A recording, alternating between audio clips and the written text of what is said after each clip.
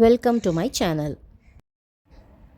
மீன் குழம்பிற்கு தேவையான பொருட்கள்: தக்காளி பெரிய சைஸ் 2, வெங்காயம் நான் பெரிய வெங்காயம் தான் எடுத்திருக்கேன் 2, புளி மீடியம் லெமன் சைஸ், பச்சை மிளகாய் 2, மாங்காய் ஒரு ஹாஃப். மாங்காய் ஆப்ஷனல் தான். இதுக்கு ஒரு மசாலா அரைக்கணும்.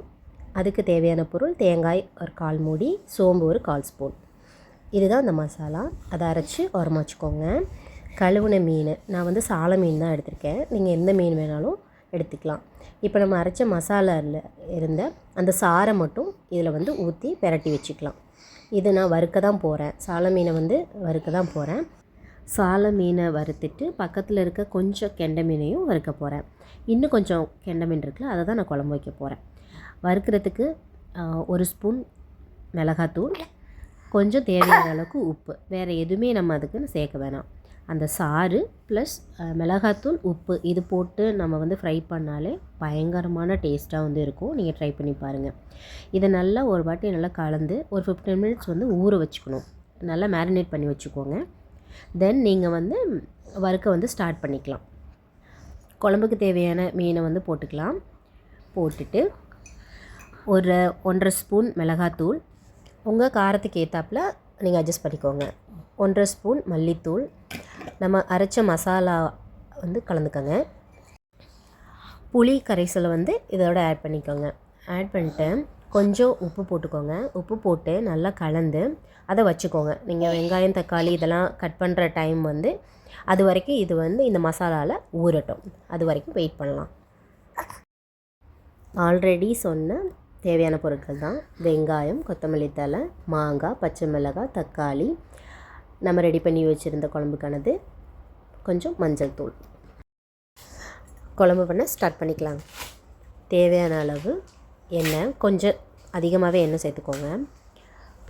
ஒரு 1/2 ஸ்பூன் வெந்தயம், ஒரு கைப்பிடி கருவேப்பிலை கொஞ்சம் அதிகமாகவே சேர்த்துக்கோங்க. அந்த ஸ்மெல் நல்லாயிருக்கும். வெங்காயத்தை நல்லா வதக்கிக்கோங்க. வெங்காயமும் தக்காளியும் வதங்கிறது தான் நமக்கு அந்த மீன் குழம்போட ஃப்ளேவரே நமக்கு கிடைக்கும். ஸோ அது ரொம்ப நல்லாவே நீங்கள் வதக்கிக்கோங்க. தக்காளியும் அதே மாதிரி தான். ரெண்டையும் ரொம்ப நல்லா வதக்கிட்டு அது ஒரு மாதிரி பேஸ்ட் மாதிரி, பார்த்திங்களா, இந்த மாதிரி வர்ற வரைக்கும் நீங்கள் அதை நல்லா வதக்கணும். வதக்கிட்டு பச்சை மிளகாய், நம்ம கரைச்சி வச்சுருந்த குழம்புக்கான மசாலா கலவையை ஊற்றிக்கலாம். மசாலா கலவை ஊற்றிட்டு கொஞ்சம் தண்ணி அந்த பாத்திரத்தில் கொஞ்சம் ஊற்றிருக்கேன். மெதுவாக கிளறி விடுங்க. மீன் குழம்பு எப்போதுமே மெதுவாக தான் கிளறி விடணும். நான் கொஞ்சம் ஃப்ரேமை தாண்டி ஃபோன் போயிடுச்சு.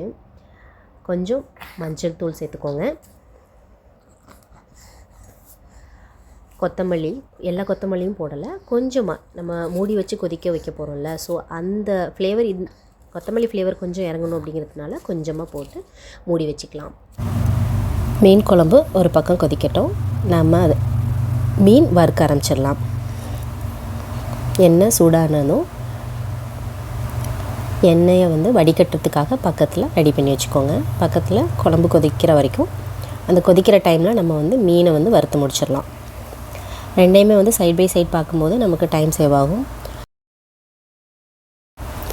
ஒரு பக்கம் குழம்பு, ஒரு பக்கம் ஃபிஷ் ஃப்ரை ரெடி ஆகிட்டுருக்கு.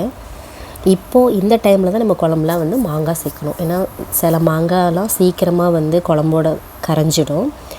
நான் வச்சுருக்க மாங்காய் கிட்டத்தட்ட அப்படி தான். ஸோ அதனால தான் நான் லாஸ்ட்டாக போட்டு இந்த மாங்காய் வெந்திருக்குள்ள, அந்த வெந்த டைமில் நம்ம குழம்ப இறக்கிடலாம்.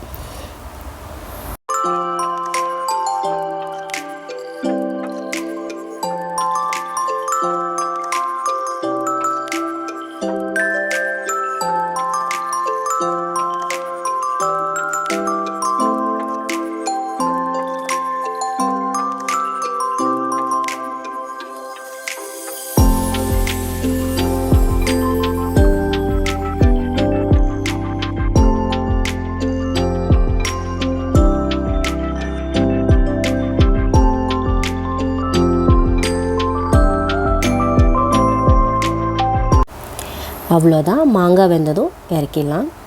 பக்கத்துலேயே ஃபிஷ் ஃப்ரையும் ரெடி ஆயிடுச்சு. ஒரு அருமையான லன்ச் நாங்கள் ரெடி பண்ணி சாப்பிட்டோம். நீங்களும் இதே மாதிரி ட்ரை பண்ணி இங்கே சாப்பிட்டுட்டு கமெண்ட் பண்ணுங்கள். தேங்க்யூ ஃபார் வாட்சிங்.